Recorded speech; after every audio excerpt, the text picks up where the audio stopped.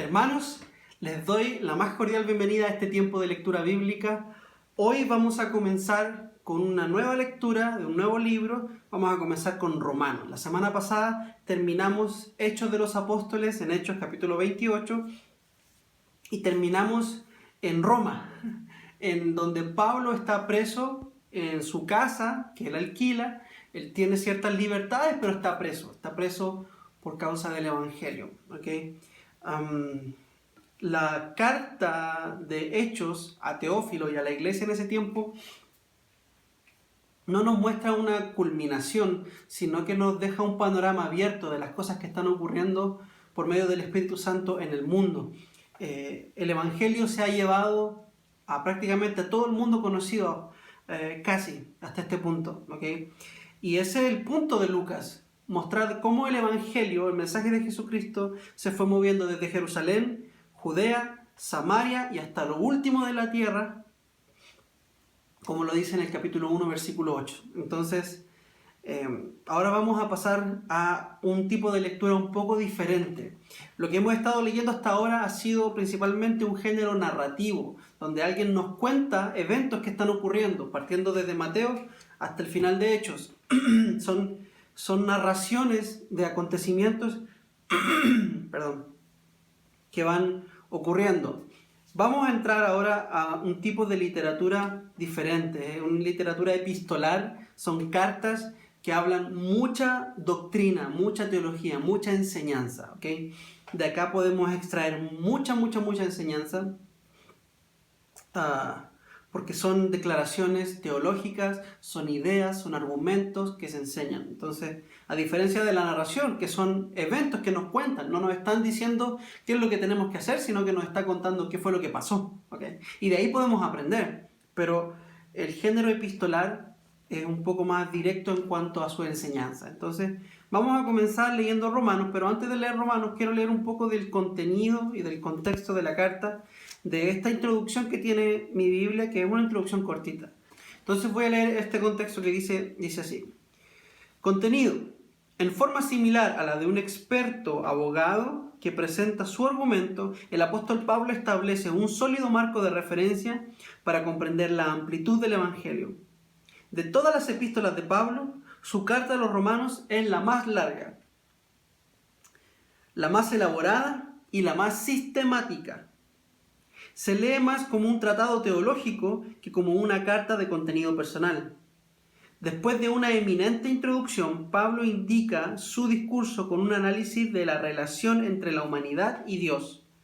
Una vez que ha presentado el concepto básico de que todos los seres humanos han violado la santa ley de Dios, Pablo ofrece una solución: el sacrificio de Jesucristo. Aquellos que creen en Jesucristo reciben el perdón del pecado y adquieren una nueva vida en el Espíritu Santo. Luego Pablo cambia brevemente de curso y examina el lugar de Israel en el plan de Dios para la historia del mundo y analiza los papeles futuros de Israel y de las naciones. Después, regresando al hilo del pensamiento, Pablo escribe sobre las aplicaciones prácticas de la redención por medio de Jesucristo en la vida de sus seguidores. La carta concluye con afectuosos saludos y a varios creyentes en Roma. La epístola de Pablo a los cristianos en Roma le provee a la iglesia una presentación sistemática del Evangelio de Jesucristo. ¿Okay? Entonces, la carta del apóstol Pablo básicamente se resume en: tanto judíos como gentiles estamos condenados porque hemos desobedecido la ley de Dios, pero hay una solución en el Evangelio de Jesucristo y en lo que Cristo ha hecho. El autor es el apóstol Pablo. La fecha de escritura fue alrededor del 58 después de Cristo, desde la ciudad de Corinto. ¿Okay? El propósito de esta carta es presentar una explicación sistemática del Evangelio de Jesucristo a la iglesia en Roma. Los temas más recurrentes de esta carta son el pecado, el perdón, la vida de acuerdo al Espíritu Santo, posición de los judíos y de los gentiles en el plan de Dios. ¿Okay? Entonces, esa es una pequeña introducción, y habiendo dicho esto, vamos a orar para dar lectura a la carta a los romanos. Oremos. Lo invito a que ore conmigo para que el Señor nos ayude. Padre Celestial, te pedimos que nos ayudes, que nos guíes, que nos abras el entendimiento para recibir tu palabra con fe. para aprender a amarte más cada día. Te lo pedimos en el nombre de Jesús. Amén y amén. Leamos capítulo 1 de Romanos. Dice así. Recuerda que yo estoy leyendo la Nueva Traducción Viviente, ¿okay? Usted puede leer la traducción que usted quiera. Dice así. Yo, Pablo, esclavo de Cristo Jesús, y elegido por Dios para ser apóstol y enviado a predicar su buena noticia, escribo esta carta. Dios prometió esa buena noticia hace tiempo por medio de sus profetas en las Sagradas Escrituras. La buena noticia trata de su Hijo. En su vida terrenal, él fue descendiente del rey David y quedó demostrado que era el Hijo de Dios cuando fue resucitado de los muertos mediante el poder del Espíritu Santo. Él es Jesucristo nuestro Señor. Por medio de Cristo, Dios nos ha dado a nosotros como apóstoles el privilegio y la autoridad de anunciar por todas partes a los gentiles lo que Dios ha hecho por ellos, a fin de que crean en Él y lo obedezcan, lo cual dará gloria a su nombre. Ustedes están incluidos entre los gentiles que fueron llamados a pertenecer a Jesucristo. Les escribo a todos ustedes, los amados de Dios que están en Roma y son llamados a ser su pueblo santo.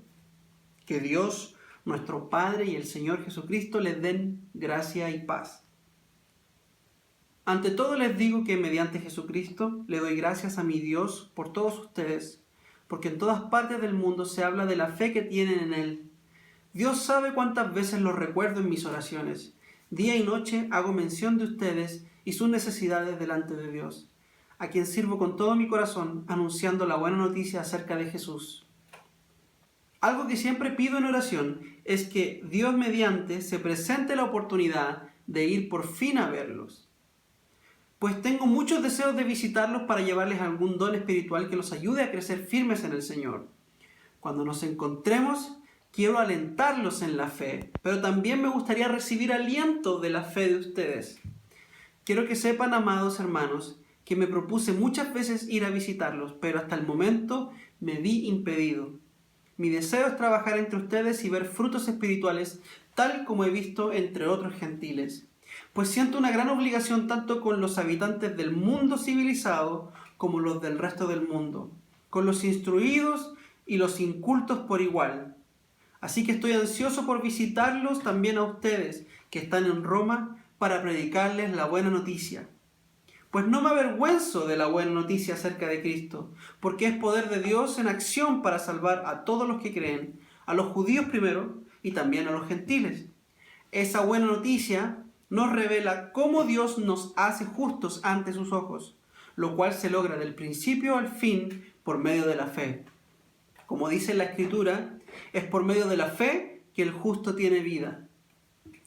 Pero Dios muestra su ira desde el cielo contra todos los que son pecadores y perversos, que detienen la verdad con su perversión. Ellos conocen la verdad acerca de Dios porque Él se las ha hecho evidente. Pues desde la creación del mundo, todos han visto los cielos y la tierra. Por medio de todo lo que Dios hizo, ellos pueden ver a simple vista las cualidades invisibles de Dios, su poder eterno y su naturaleza divina. Así que no tienen excusa alguna para no conocer a Dios. Es cierto, ellos conocieron a Dios, pero no quisieron adorarlo como Dios ni darle gracias. En cambio, comenzaron a inventar ideas necias sobre Dios. Como resultado, la mente les quedó en oscuridad y confusión. Afirmaban ser sabios, pero se convirtieron en completos necios y en lugar de adorar al Dios inmortal y glorioso, rindieron culto a ídolos que ellos mismos hicieron con forma de simples mortales, de aves, de animales, de cuatro patas y de reptiles. Entonces Dios los abandonó para que hicieran todas las cosas vergonzosas que deseaban en su corazón. Como resultado, usaron sus cuerpos para hacer cosas viles y degradantes entre sí. Cambiaron la verdad acerca de Dios por una mentira, y así rindieron culto y sirvieron a las cosas que Dios creó, pero no al Creador mismo, quien es digno de eterna alabanza. Amén. Por esa razón, Dios los abandonó a sus pasiones vergonzosas. Aún las mujeres se rebelaron contra la forma natural de tener relaciones sexuales y en cambio dieron rienda suelta al sexo unas con otras. Los hombres, por su parte, en lugar de tener relaciones normales con la mujer, ardieron en pasiones unos con otros. Los hombres hicieron cosas vergonzosas con otros hombres y como consecuencia de ese pecado sufrieron dentro de sí el castigo que merecían. Por pensar que era una tontería reconocer a Dios, Él los abandonó a sus tontos razonamientos y dejó que hicieran cosas que jamás deberían hacerse. Se llenaron de toda clase de perversiones, pecados, avaricias, odio, envidia, homicidios, peleas, engaños, conductas maliciosas y chismes. Son traidores, insolentes, arrogantes, fanfarrones y gente que odia a Dios. Inventan nuevas formas de pecar y desobedecen a sus padres. No quieren entrar en razón, no cumplen lo que prometen, son crueles y no tienen compasión. Saben bien que la justicia de Dios exige que los que hacen estas cosas merecen morir, pero ellos igual las hacen, peor aún, incitan a otros a que también las hagan. Capítulo 2. Tal vez crees que puedes condenar a tales individuos, pero tu maldad es igual que la de ellos, y no tienes ninguna excusa. Cuando dices que son perversos y merecen ser castigados, te condenas a ti mismo porque tú, que juzgas a otros, también practicas las mismas cosas. Y sabemos que Dios en su justicia castigará a todos los que hacen tales cosas. Y tú, que juzgas a otro por hacer esas cosas, ¿cómo crees que podrás evitar el juicio de Dios cuando tú haces lo mismo? ¿No te das cuenta de lo bondadoso, tolerante y paciente que es Dios contigo? ¿Acaso eso no significa nada para ti? ¿No ves que la bondad de Dios es para guiarte a que te arrepientas y abandones tu pecado? Pero eres terco y te niegas a arrepentirte y abandonar tu pecado. Por eso vas acumulando un castigo terrible para ti mismo, pues se acerca el día de la ira en el cual se manifestará el justo juicio de Dios. Él juzgará a cada uno según lo que haya hecho, dará vida eterna a los que siguen haciendo el bien, pues de esa manera demuestra que buscan la gloria, el honor y la inmortalidad que Dios ofrece. Pero derramará su ira y enojo sobre los que viven para sí mismos, los que se niegan a obedecer la verdad y en cambio viven entregados a la maldad. Habrá aflicción y justicia para todos los que siguen haciendo lo malo, para los judíos primero y también para los gentiles. Pero habrá gloria, honra y paz de parte de Dios para todos los que hacen lo bueno, para los judíos primero y también para los gentiles. Pues Dios no muestra favoritismo. Los gentiles serán destruidos por el hecho de pecar, aunque nunca tuvieron la ley escrita de Dios. Y los judíos, quienes sí tienen la ley de Dios, serán juzgados por esa ley porque no la obedecen. Pues el simple acto de escuchar la ley no nos hace justos ante Dios. Es obedecer la ley lo que nos hace justos ante sus ojos. Aún los gentiles, quienes no cuentan con la ley escrita de Dios, muestran que conocen esa ley cuando por instinto la obedecen, aunque nunca la hayan oído. Ellos demuestran que tienen la ley de Dios escrita en el corazón, porque su propia conciencia y sus propios pensamientos o los acusan o bien les indican que están haciendo lo correcto. El mensaje que proclamo es que se acerca el día en el que Dios juzgará por medio de Cristo Jesús la vida secreta de cada uno. Tú, que te llamas judío, confías en la ley de Dios y te jactas de tu relación especial con Él. Tú sabes lo que a Él le agrada, sabes bien qué es lo correcto, porque se te ha enseñado su ley. Estás convencido de que eres guía para los ciegos y luz para los que andan perdidos en la oscuridad. Piensas que puedes instruir al ignorante y enseñar a los niños los caminos de Dios, pues estás seguro de que la ley de Dios te da pleno conocimiento y toda la verdad. Ahora bien, si tú enseñas a otro, ¿por qué no te enseñas a ti mismo? Predicas a otros que no se debe robar, pero tú robas. Dices que está mal cometer adulterio, pero tú cometes adulterio. Condenas la idolatría, pero tú usas objetos robados de los templos paganos. Te sientes muy orgulloso de conocer la ley, pero deshonras a Dios al quebrantarla. No es extraño que las Escrituras digan: los gentiles blasfeman el nombre de Dios por causa de ustedes. La ceremonia judía de la circuncisión solo tiene valor si obedeces la ley de Dios. Pero si no obedeces la ley de Dios, no estás en mejor condición que un gentil incircunciso.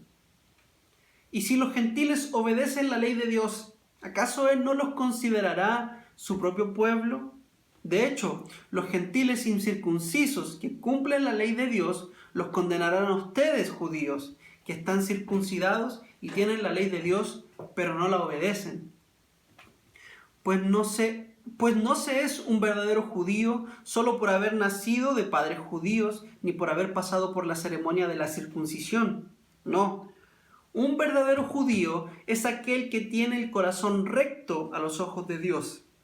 La verdadera circuncisión no consiste meramente en obedecer la letra de la ley, sino que es un cambio en el corazón producido por el Espíritu. Y una persona con un corazón transformado busca la aprobación de Dios, no la de la gente. Capítulo 3.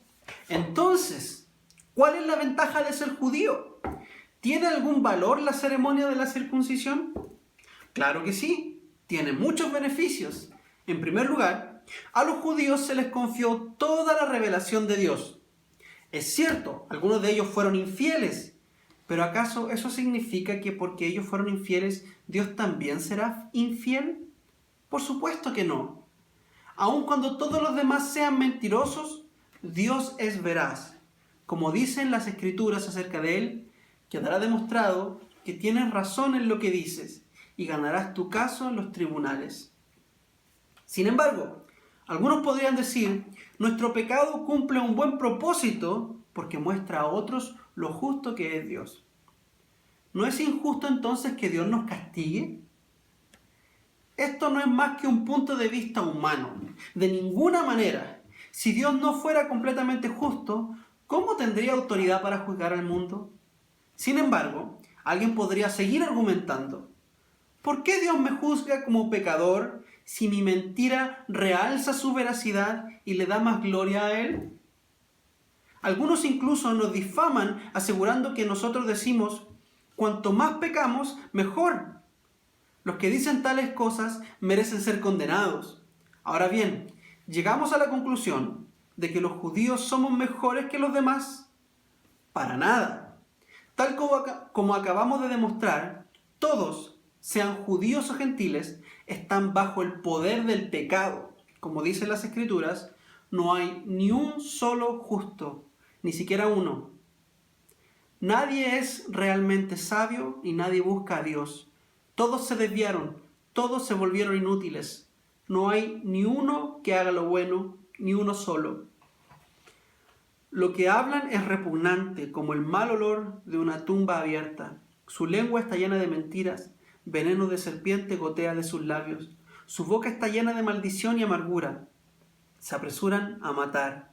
Siempre hay destrucción y sufrimiento en sus caminos. No saben dónde encontrar paz. No tienen temor de Dios en absoluto. Obviamente la ley se explica a quienes fue entregada, porque su propósito es evitar que la gente tenga excusa y demostrar que todo el mundo es culpable delante de Dios. Pues nadie llegará jamás a ser justo ante Dios por hacer lo que la ley demanda. La ley sencillamente nos muestra lo pecadores que somos. Pero ahora, tal como se prometió tiempo atrás en los escritos de Moisés y de los profetas, Dios nos ha mostrado cómo podemos ser justos ante Él sin cumplir con las exigencias de la ley. Dios nos hace justos a sus ojos cuando ponemos nuestra fe en Jesucristo. Y eso es verdad para todo el que cree, sea quien fuere. Pues todos hemos pecado. Nadie puede alcanzar la meta gloriosa establecida por Dios. Sin embargo, Dios nos declara justos gratuita y bondadosamente por medio de Cristo Jesús, quien nos liberó del castigo de nuestros pecados, pues Dios ofreció a Jesús como el sacrificio por el pecado. Las personas son declaradas justas a los ojos de Dios cuando creen que Jesús sacrificó su vida al derramar su sangre. Ese sacrificio muestra que Dios actuó con justicia cuando se contuvo y no castigó a los que pecaron en el pasado, porque miraba hacia el futuro y de ese modo los incluía en lo que llevaría a cabo en el tiempo presente. Dios hizo todo eso para demostrar su justicia, porque Él mismo es justo e imparcial y declara a los pecadores justos a sus ojos cuando ellos creen en Jesús. ¿Podemos entonces jactarnos de haber hecho algo para que Dios nos acepte? No, porque nuestra libertad de culpa y cargo no se basa en la obediencia a la ley, está basada en la fe. Así que somos declarados justos a los ojos de Dios por medio de la fe y no por obedecer la ley. Después de todo, ¿acaso Dios es solo el Dios de los judíos? ¿No es también Dios de los gentiles? Claro que sí. Hay solo un Dios y Él declara justos a judíos y gentiles únicamente por medio de la fe. Entonces, si hacemos énfasis en la fe, ¿eso significa que podemos olvidarnos de la ley? Por supuesto que no. De hecho, solo cuando tenemos fe, cumplimos verdaderamente la ley. Capítulo 4. Humanamente hablando, Abraham fue el fundador de nuestra nación judía. ¿Qué descubrió él acerca de llegar a ser justo ante Dios? Que si sus buenas acciones le hubieran servido para que Dios lo aceptara, habría tenido de qué jactarse. Pero esa no era la forma de actuar de Dios, pues las Escrituras nos dicen: Abraham le creyó a Dios y Dios le consideró justo debido a su fe. Cuando la gente trabaja, el salario que recibe no es un regalo, sino algo que se ha ganado. Pero la gente no es considerada justa por sus acciones, sino por su fe en Dios, quien perdona a los pecadores. David también habló de lo mismo cuando describió la felicidad de los que son declarados justos sin hacer esfuerzo para lograrlo. Oh, qué alegría para aquellos a quienes se les perdona la desobediencia, a quienes se les cubren los pecados. Sí, qué alegría para aquellos a quienes el Señor les borró el pecado de su cuenta. Ahora bien, ¿es esta bendición solamente para los judíos o es también para los gentiles incircuncisos? Como venimos diciendo, Dios consideró a Abraham justo debido a su fe. ¿Pero cómo sucedió esto? ¿Se le consideró justo solo después de ser circuncidado o fue antes?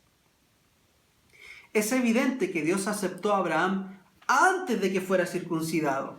La circuncisión era una señal de que Abraham ya tenía fe y de que Dios ya lo había aceptado y declarado justo aún antes de que fuera circuncidado. Por lo tanto, Abraham es el padre espiritual de los que tienen fe, pero no han sido circuncidados. A ellos se les considera justos debido a su fe. Y Abraham también es el padre espiritual de los que han sido circuncidados, pero solo si tienen la misma clase de fe que tenía Abraham antes de ser circuncidado. Obviamente, la promesa que Dios hizo de dar toda la tierra a Abraham y a sus descendientes no se basaba en la obediencia de Abraham, sino en una relación correcta con Dios, la cual viene por la fe. Si la promesa de Dios es solo para los que obedecen la ley, entonces la fe no hace falta y la promesa no tiene ningún sentido, pues la ley siempre trae castigo para los que tratan de obedecerla. La única forma de no violar la ley es no tener ninguna ley para violar. Así que la promesa se recibe por medio de la fe. Es un regalo inmerecido. Y vivamos o no de acuerdo con la ley de Moisés, todos estamos seguros de recibir esta promesa si tenemos una fe como la de Abraham, quien es el padre de todos los que creen. A eso se refieren las Escrituras cuando citan lo que Dios le dijo: te hice padre de muchas naciones. Eso sucedió porque Abraham creyó en el Dios que da vida a los muertos y crea cosas nuevas de la nada. Aun cuando no había motivos para tener esperanza, Abraham siguió teniendo esperanza porque había creído en que llegaría a ser el padre de muchas naciones. Pues Dios le había dicho: esa es la cantidad de descendientes que tendrás. Y la fe de Abraham no se debilitó a pesar de que él reconocía que por tener unos 100 años de edad, su cuerpo ya estaba muy anciano para tener hijos, igual que el vientre de Sara. Abraham siempre creyó la promesa de Dios sin vacilar. De hecho, su fe se fortaleció aún más y así le dio gloria a Dios. Abraham estaba plenamente convencido de que Dios es poderoso para cumplir todo lo que promete. Y debido a su fe, Dios lo consideró justo. Y el hecho de que Dios lo considerara justo no fue solo para beneficio de Abraham, sino que quedó escrito también para nuestro beneficio, porque nos asegura que Dios nos considerará justos a nosotros también si creemos en Él, quien levantó de los muertos a Jesús nuestro Señor. Él fue entregado a la muerte por causa de nuestros pecados y resucitado para hacernos justos a los ojos de Dios. Capítulo 5. Por lo tanto, ya que fuimos declarados justos a los ojos de Dios por medio de la fe, tenemos paz con Dios gracias a lo que Jesucristo nuestro Señor hizo por nosotros. Debido a nuestra fe, Cristo nos hizo entrar en este lugar de privilegio inmerecido en el cual ahora permanecemos y esperamos con confianza y alegría participar de la gloria de Dios. También nos alegramos al enfrentar pruebas y dificultades, porque sabemos que nos ayudan a desarrollar resistencia. Y la resistencia desarrolla firmeza de carácter, y el carácter fortalece nuestra esperanza segura de salvación.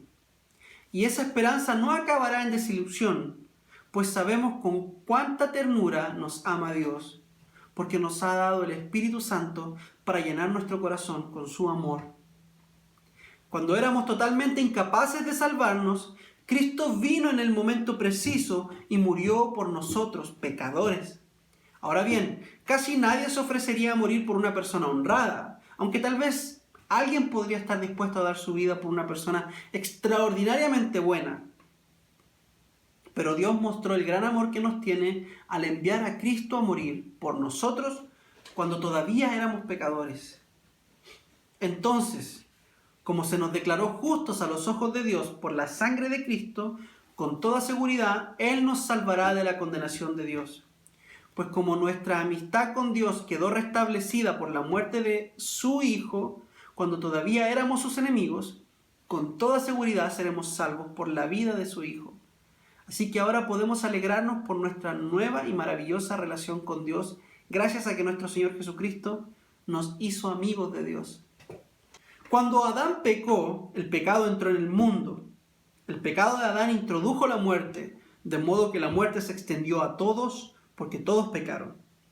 Es cierto, la gente ya pecaba aún antes de que se entregara la ley, pero no se le tomaba en cuenta como pecado, porque todavía no existía ninguna ley para violar. Sin embargo, desde los tiempos de Adán hasta los de Moisés, todos murieron. Incluso los que no desobedecieron un mandamiento explícito de Dios como lo hizo Adán.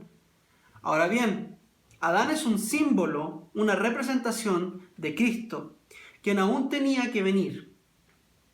Pero hay una gran diferencia entre el pecado de Adán y el regalo del favor inmerecido de Dios, pues el pecado de un solo hombre, Adán, trajo muerte a muchos.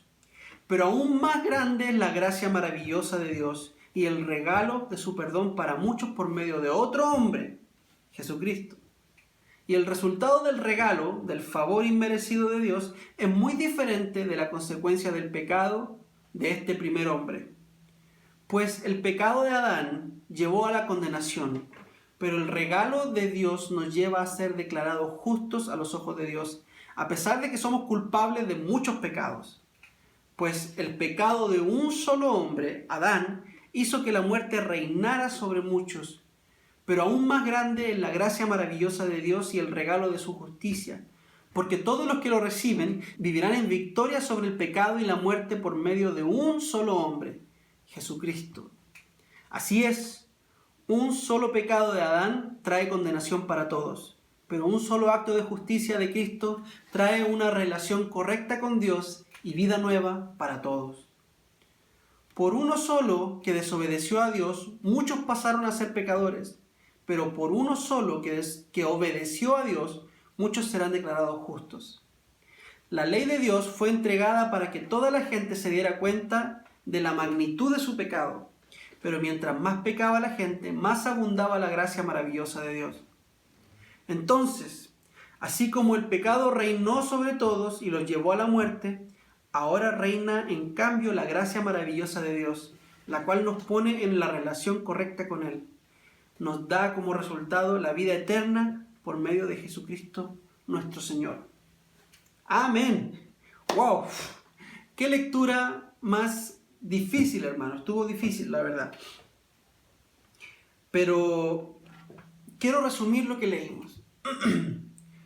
Pablo parte en sus primeros capítulos poniendo a toda su audiencia, ya sean judíos o gentiles o chilenos o nicaragüenses o costarricenses o colombianos o norteamericanos, todas las personas de todas las naciones tenemos un problema: el pecado. ¿Ok? En lugar de darle gloria a Dios, le hemos dado gloria a la creación de Dios.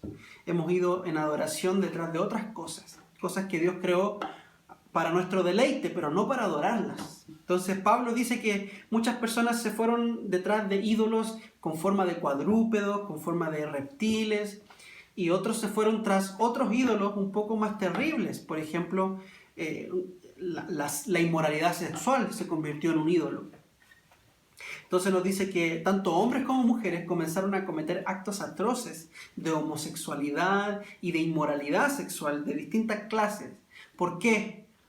Porque Dios los entregó a ese pecado. Dios en un momento dijo: ya, basta con ustedes.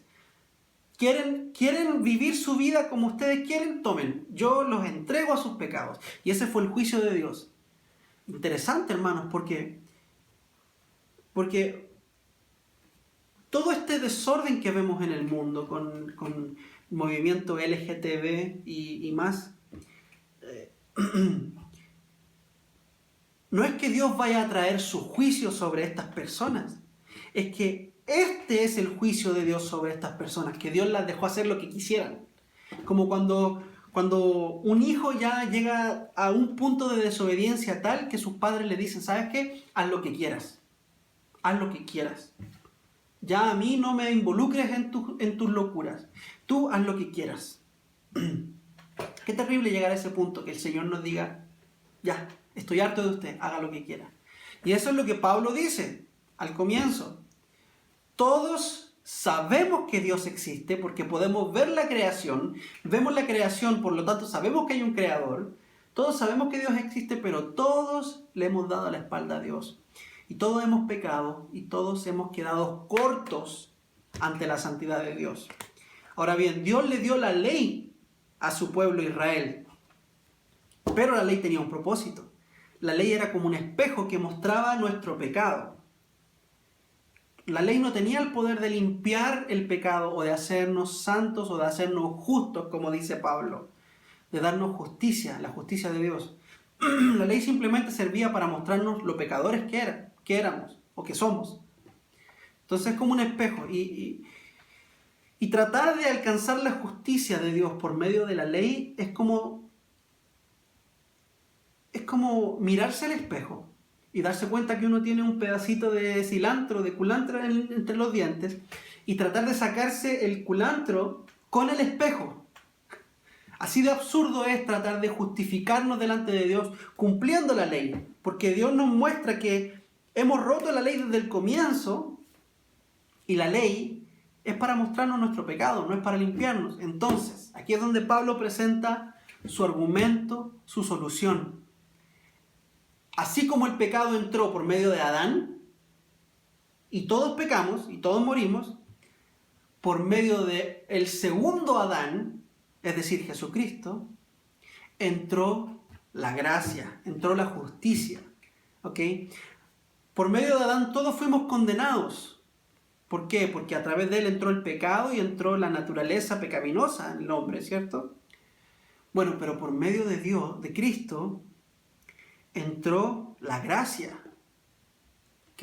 Y entró el perdón de los pecados por medio de la fe en Jesús. Entonces, el perdón de los pecados, la justificación, no es un asunto de obedecer la ley, sino que es un asunto de creer en Jesús. Es un asunto de creer en las promesas de Dios.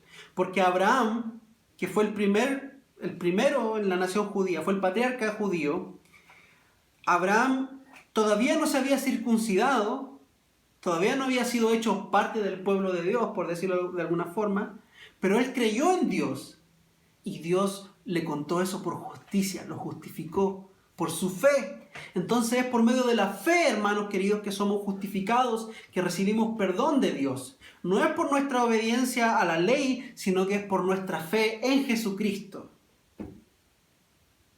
Maravilloso, ¿cierto? Es maravilloso porque nos quita un peso de encima, el peso de creer que tenemos que ser de tal o cual forma para que Dios nos perdone. Y la verdad es que Dios no nos perdona por lo que nosotros hacemos, sino que nos perdona por lo que Cristo hizo en la cruz, por todo aquel que cree en Él. Y la pregunta que yo le hago es, ¿usted cree en Cristo? Pero creer de verdad, no que usted me diga, yo sí creo en Dios porque yo creo que existe y voy a la iglesia. No, no, no. Usted sabe de que sus pecados fueron perdonados delante de Dios porque Cristo cargó la culpa de sus pecados y le ha puesto a usted en una correcta relación con el Padre, con Dios el Padre. ¿Será que usted puede decir, yo me puedo acercar a Dios porque Cristo abrió un camino por medio de su sangre? ¿Será que usted puede decir, yo soy salvo? Si yo me muero hoy, me voy con el Señor. ¿Puede? Lo desafío. Porque la verdad es que todos hemos roto la ley. Pero, insisto, la salvación no es por cumplir la ley, no es por obras. No es por obras nuestras, es por la obra de Cristo, por nuestra fe en Cristo Jesús. Así que eso es básicamente lo que acabamos de leer. Está complicado, hermanos, pero la idea es que usted siga la lectura y vaya poniendo mucha atención. ¿Okay? Mucha atención porque el apóstol Pablo nos va a ir revelando cada vez más misterios. Así que, ¿qué le parece si oramos y terminamos y nos vamos? Padre Celestial, gracias por esta epístola maravillosa. Te pido que lo que aprendimos hoy quede pegado y arraigado a nuestro corazón y que produzca fruto, Señor. Gracias por Cristo, el postrer Adán. Gracias por su obra maravillosa en la cruz que nos da salvación por medio de la fe en Él. Sabemos que no podemos obedecer la ley, Señor, está fuera de nuestro alcance. Pero gracias por tu ley que nos muestra nuestra condición y nos acerca a Cristo. Yo te alabo y te bendigo por tu bondad por nosotros, los gentiles, que hemos entrado en un pacto contigo por medio de Cristo. Todo esto lo oro en el nombre de Él, de nuestro Señor Jesús. Amén. Y amén. Que el Señor les bendiga. Nos vemos en una próxima oportunidad de lectura bíblica. Lo espero la próxima vez, ¿ok? Chao, chao.